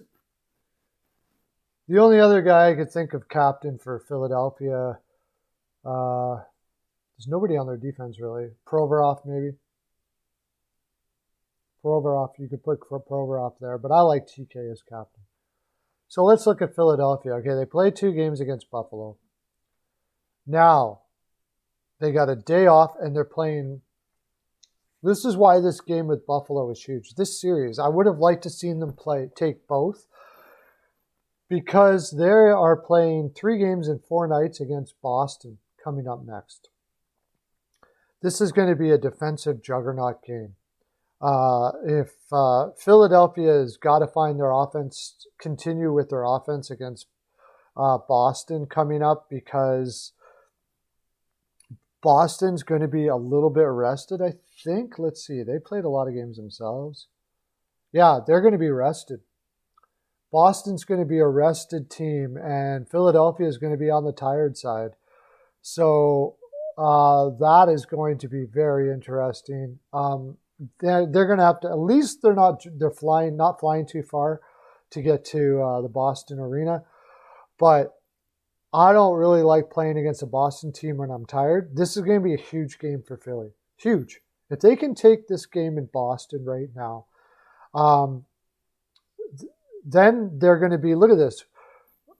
This is, can you see Philadelphia? 2 games against Buffalo, game off. Game against Boston, game off. That's 4 games in 6 nights. I'll tell you, and for any NHL team, if you're playing 4 games in 6 nights, the likelihood of you winning is very slim. That's going to be some heart right there. Philadelphia has got to come out with the heart against in these two games. They got to be showing a lot of heart because they're going to be tired. Whenever you're playing 4 games in 6 nights, it's tough. I'm a capper. To tell you the honest truth, future game here, the 4th game in 6 nights, I can't see Philadelphia winning that game.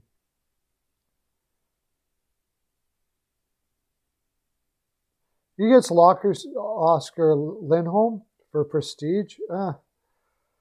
Yeah, I suppose because he came back, but I don't know. I'm not in the room, but if it was me, I would say that I just go from what's on the ice, and I like TK for that reason. But we'll see who they get in that case. We'll see who they pick. But yeah, that's going to be an enormous game. This is a big series. This is why I said the 2 games against Buffalo here, I thought they had to have them. Because if you're going, you can make there's a reason why you can lose your games against Boston. There was no reason to lose either one of those games against Buffalo. And now you're going tired against Boston, and you're going to be going, possibly 3-2, and they could be 500 by the end of that series. So that it's not looking well. So let's look at the Islanders. New York Islanders. Now that's a little better. They have New Jersey tomorrow, and then they're rested against New Jersey. I think they should be able to take that team, but I mean, the thing I like about the Islanders is they generally don't take teams lightly. And so I don't think they'll be taking New Jersey lightly. I think they line up well against New Jersey. Their defense on paper, New York Islanders defense is not on paper isn't that great, but their overall team, of course, we know plays great defense. New Jersey is going to this is going to be a big game for New Jersey now, to be able to beat an Islanders team that plays the way they do, because New Jersey is not a trap team anymore. They're the opposite. They're redoing their whole way of thinking. That's why they brought in a guy like Lindy Ruff, because Lindy Ruff is an offense first, work on our defense as we do offense type coach. And so they'll be coming right at the Islanders. I'm not going to say who I pick on that one, but it's going to be that's going to be a good challenge for the Islanders. Then they go on the road, and they play. So then they go on the road to New Jersey, and they play New Jersey again. Should be a very interesting season. What about RotoWire, Rickett? Do you use RotoWire for the games, future games and stuff like that? Is that what you're saying? RotoWire scheduling? Where is that? Standings, transactions. Is that what you're saying, Rickett? You use RotoWire? Because I use RotoWorld for... let me look that up while we're talking. By the way, Rickett's picks, one of the finest cappers in the land, probably the best baseball capper out there. Thanks for coming in, buddy. RotoWire. Let's look at RotoWire.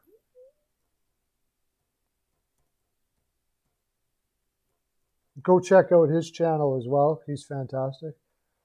NHL, RotoWire.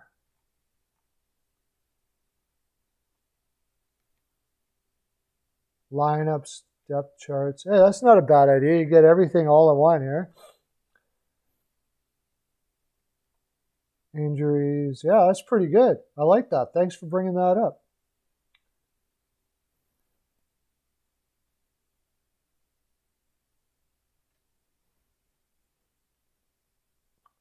Yeah, I think Provorov might be the guy. It's hard to say. I think Provorov might be the guy. He'll talk. I'm sure AV and them will all sit down. But I mean, Giroux's the guy for now, so it's hard to say. You got probably a couple more years before that happens. On RotoWire, Rickett, can you look up league scheduling, like I did on NHL Weekly. I don't see it anywhere on here. They do got sports betting though. Cool. That's cool. Lineups. Let's check out lineups.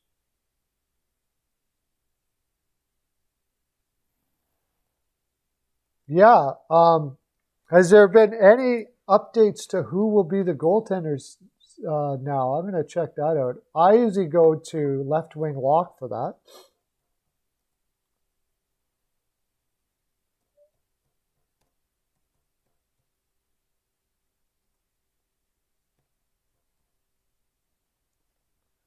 I go to Left Wing Lock for that. Left wing starting goalies. Let's look at that.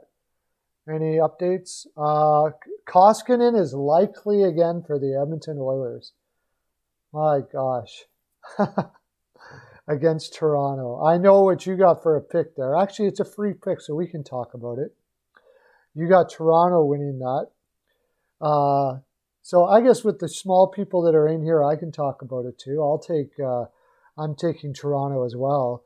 Just Edmonton just got crapped on because of scheduling this last little while, and they made their own problems by signing Smith. But apparently they couldn't find any other goaltender, so they had to roll with them. I don't know about that.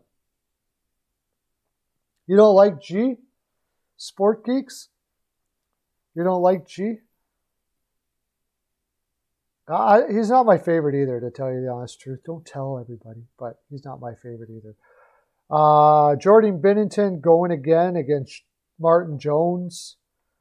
John Gibson, we don't have that yet. They don't have that. There are really nobody else out there is confirmed except for those two games. So, Giroux, it's hard to take a captaincy away from somebody because it affects the room. Everybody loves G. Everybody does. And it's hard. I think it's time, though. I think if G was smart, he would step down. I think if Giroux was a really, really, really good captain, he would do what Thornton did and step down and give it to somebody else for a while.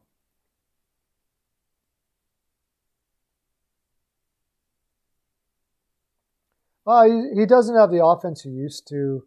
I don't know if I agree with you there. I think he was, and he's not as much as now as he was because he's lost a little bit on his speed, lost a bit on his step. But we were going to talk about Toronto, weren't we? So since you brought up Toronto, let's go talk about Toronto. And I'll tell you this right now.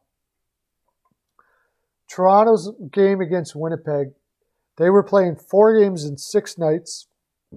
And they played absolutely fantastic.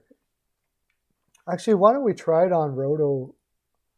Let's look at the depth charts on Roto. Let's see how they look like.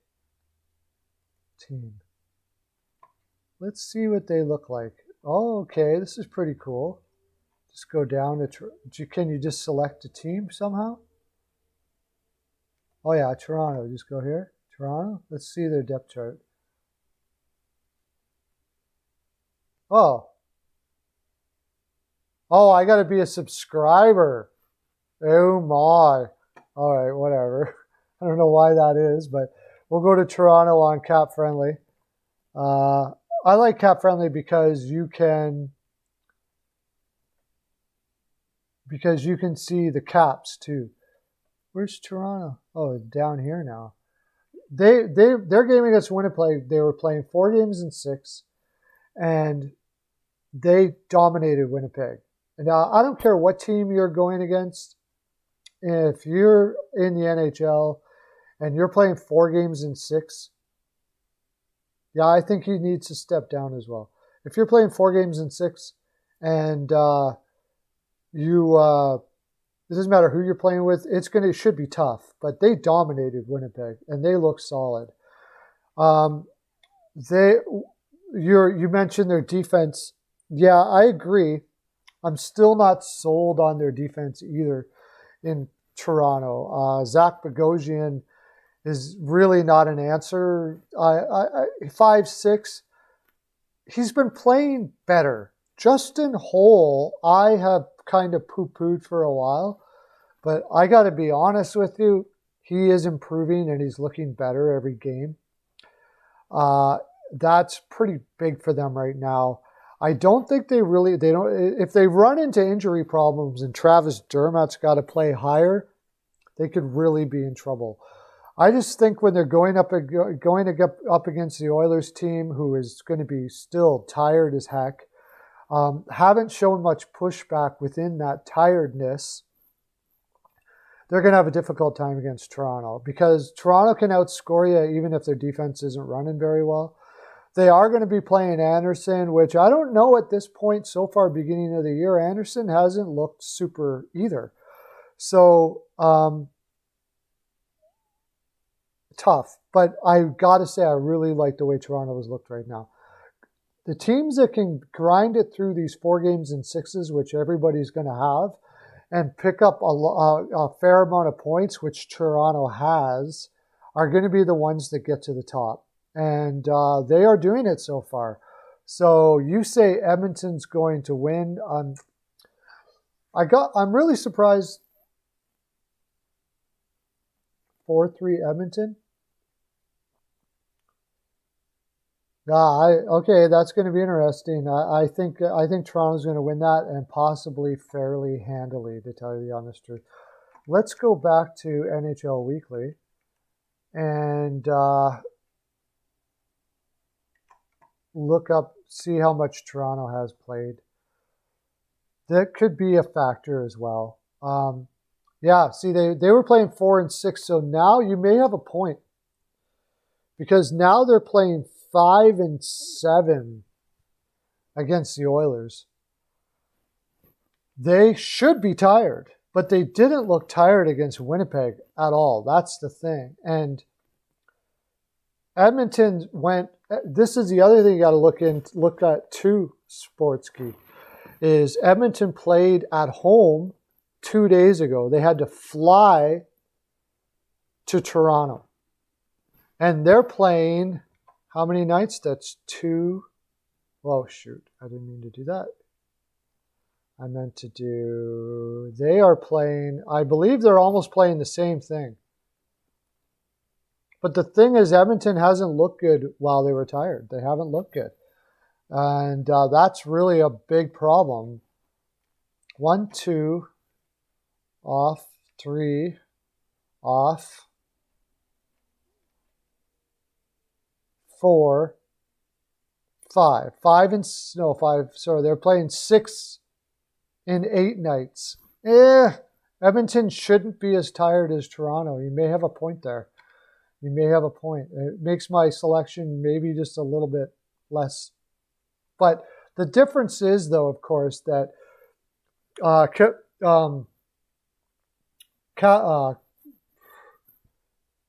names.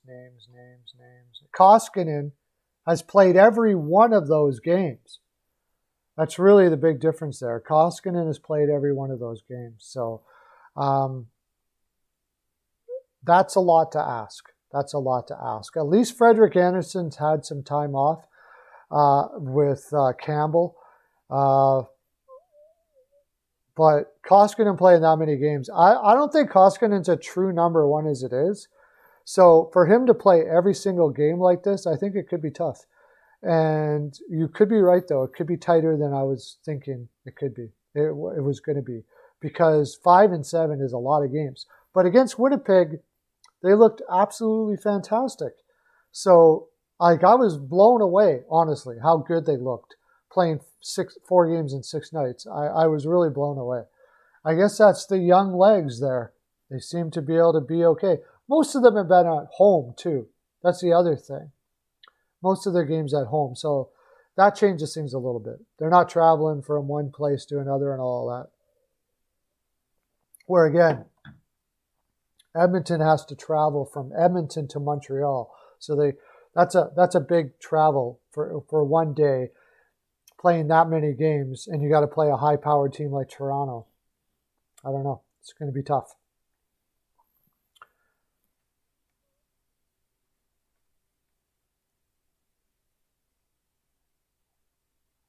What other team do you want to talk about? Give me a team down there. Sharks at home against St. Louis. Yeah, their goaltending has just looked horrible. Bennington has looked terrible too. I could see it going. I think the total is 6. I could see them scoring more than 6 goals in that game. That's a possibility. As far as the money line, that one's kind of I could almost see Sharks there. Yeah, I could, but I'm on the fence about it because if St. Louis has got to buckle down on their defense here sooner or later. They're not going to keep on winning games 6-5, and stuff like that. So, oh, you're asking if they're home. You're asking if they're home. So let's look at that. Okay. Are the Sharks home? That's what you're asking.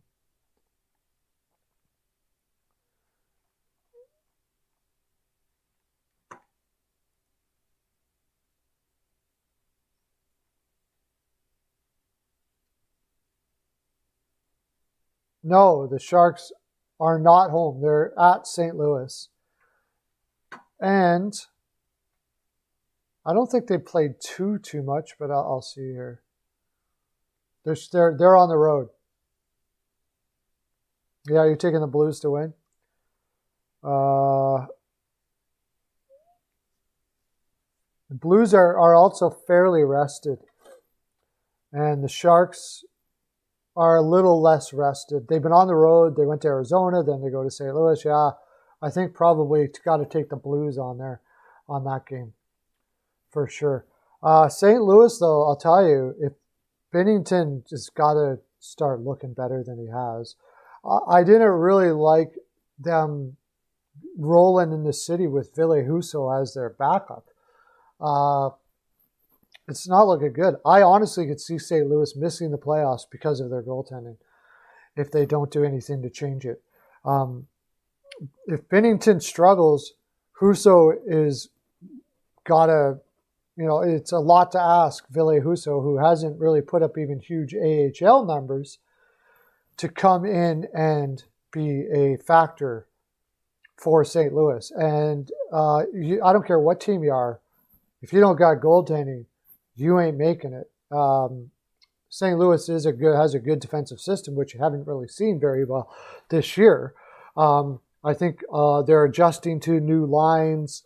Berube has really changed up the lines. In fact, it's kind of interesting to go see here how he changed up the lines, because they got Hoffman playing on the third line.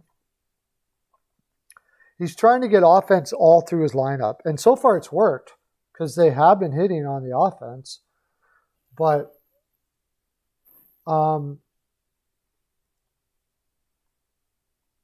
Hoffman with Thomas and Bozak. Can you see that all right? Yeah. Hoffman with Schwartz with Shen and Kyrou. Sanford with Riley and Perron. I do like that line. Sanford with Riley and Perron. I think Zachary Sanford is a great guy to be, to fill in top spots all over the lineup. A good utility guy. He goes to the net hard. He plays in the dirty areas. He gets the puck out to the front of the net. I think he's an excellent guy to have on that wing with a guy like David Perron, who sits up there at the top of the hash marks and waits for that shot, and he has a killer one. With Ryan O'Reilly, who can dish the biscuit with anyone. I like that lineup. Then like that line. Jaden Schwartz with Shen and Kyrou. Kyrou is really looking good this year. And he's kind of the Sanford now of that line. And Jaden Schwartz does his own little digging in the corners too. Jaden Schwartz is not that big, but he plays a lot bigger than he is. So and then Hoffman with Thomas, and they put Bozak on the wing. So they got Hoffman. Robert Thomas can pass pretty good.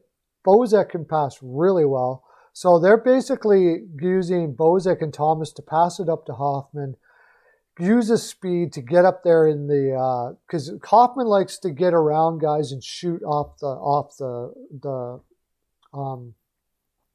rush. So, and he does very well at it, 30, 35 goal scorer. And Bozak himself really doesn't like to hold the biscuit all that much.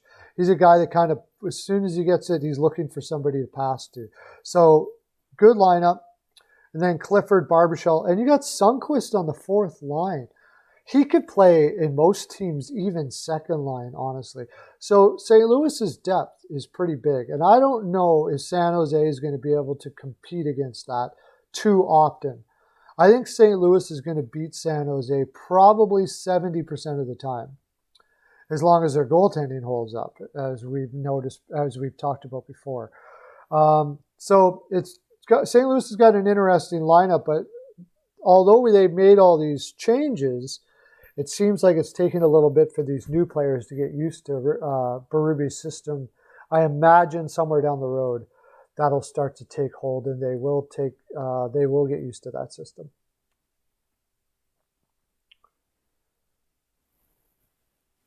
As far as San Jose is concerned, since you brought them up, we might as well bring them up.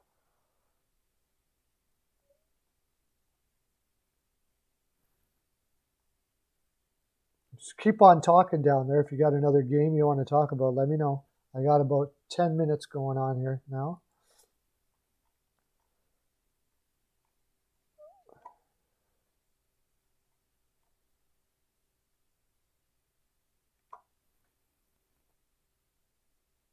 Yeah, I like the Blues. I like the Blues too. So now San Jose, they got Bugner as the coach, who I guess throughout the year went through their whole organization and talked to even the office staff about changing the culture of the San Jose Sharks into a championship team, a championship mindset. And so far, not so good. They are, and how are you going to be so good? They got Mario Ferraro playing 25 to 30 minutes a game. The Caps game.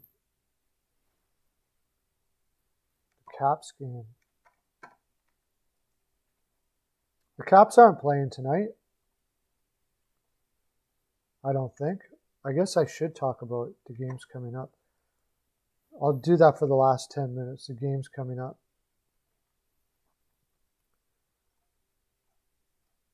You want the Caps game that just happened? We talked a lot about that already, but when it comes to the Caps, it's basically they just decided to win on offense, and didn't quite work out for them. I think they could have had that game, but the Caps again were playing a lot. I think they were playing 5 and 7 or something like that again. But they picked up a point, which is huge in when you're playing as much as they are and probably as tired as they were. The great thing about the Caps is they're big, and they can handle the rigors of these multiple games. Caps versus Sabres. The next one, that is a ways away. Caps versus Sabres. I think the Caps are going to win that hands down, especially if I heard Carter Hutton might be injured. I mean, if they got Johansson in there, if Buffalo wins, it's a huge win for them because there's nothing on that lineup for Buffalo that says they win that game, except for the first line. But I mean, Washington can counter that first line pretty easy, and their offensive depth is way better. Defensive depth, probably a little bit better, and then they depending on who they put in goal. They already beat them once. I mean, Buffalo's got to win one of them, so you're basically just figuring out which one Buffalo's going to win. Is it going to be that one? Maybe, but you're rolling the dice with which one. I probably just take the Caps on all of them and realize that I'm going to lose on one of them. Oh, am I not working? Am I fading out? Did I lose it here? Did I lose my stream? No, okay, good. Probably one of them is going to They're going to win one of them, but which one? I don't know. Which one do you think that they're going to win? I couldn't tell you. The first one back in Buffalo, maybe that's it, because they just came off the plane and all that. That would be all I could think of there.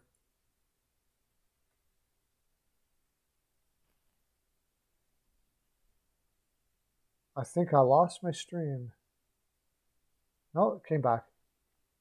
Well, we can go a little long here since I got you. Let's look at tomorrow's games, and then I'm going to head out. Look at tomorrow's games. You're going to have Oilers and Leafs on a back-to-back. So, Oilers and Leafs on a back-to-back. Who are the Oilers going to play in net? Who are the Oilers going to play in net again? Are you going to keep on rolling Koskinen over and over and over again? I just can't see it. That's going to be interesting.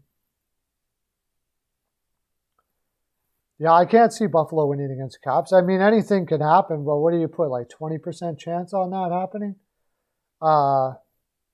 They have looked better, but they'd have to catch a tired Caps team. Samsonov has a bad game, something of that. I mean, it will happen, but they're going to beat the Caps eventually. But I agree with you. It's pretty difficult to pick Buffalo against the Caps unless the Caps are like super tired.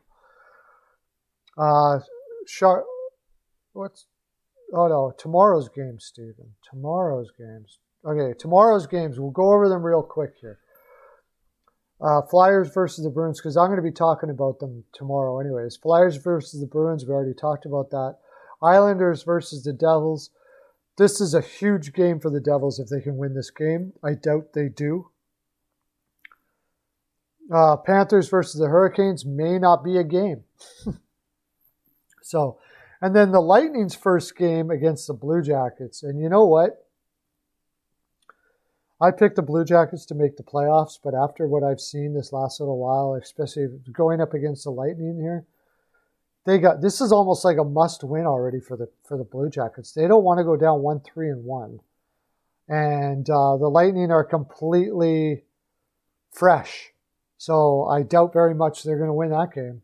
I doubt very much Columbus is going to win that game. Not the way I've seen them play it so far this year. Senators versus the Jets. I wonder, that's going to be interesting. The Senators almost beat them. The Jets defense is still not looking that great. It's hard to pick the Senators right now, but I'm probably going to roll with them again there.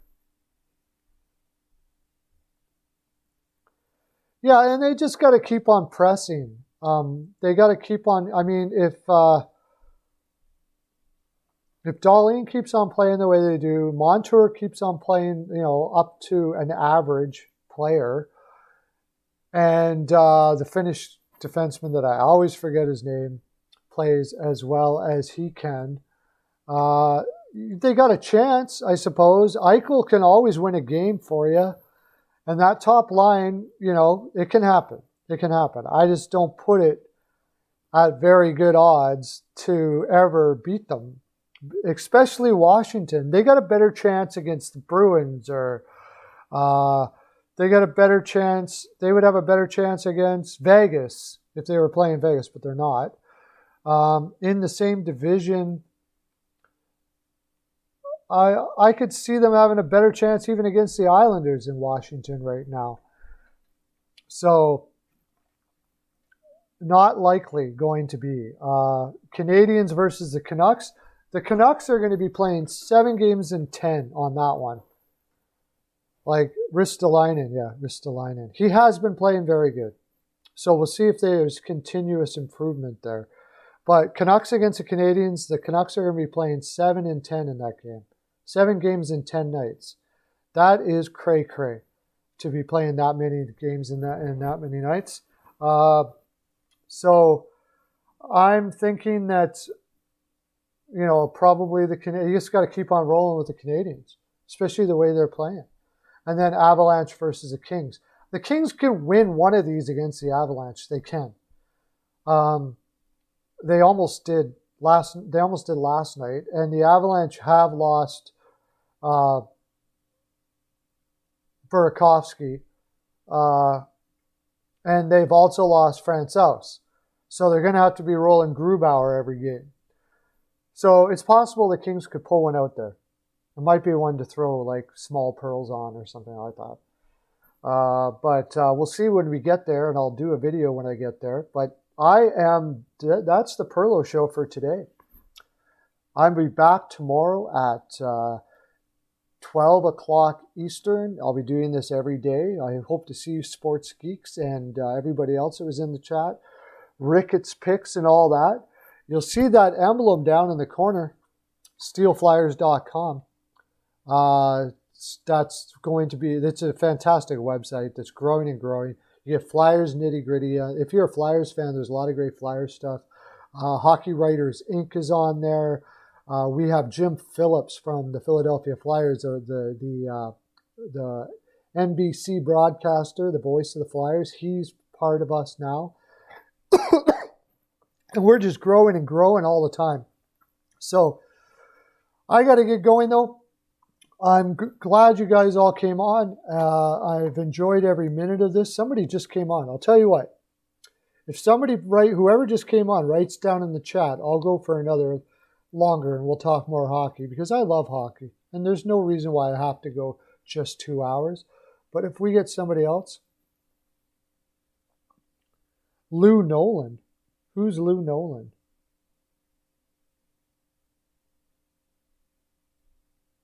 Lou Nolan, Jim Phillips. Oh, no. He's not the head guy for NBC. Sorry, you're talking about him. He does the local games on NBC. Jim Jackson.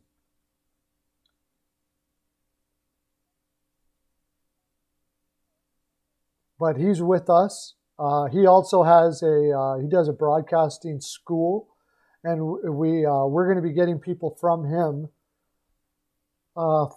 possibly, from his broadcasting school, and we're going to be doing live games, not just for hockey, for baseball, football, basketball, all basically what we see here, we're going to be doing for all sports.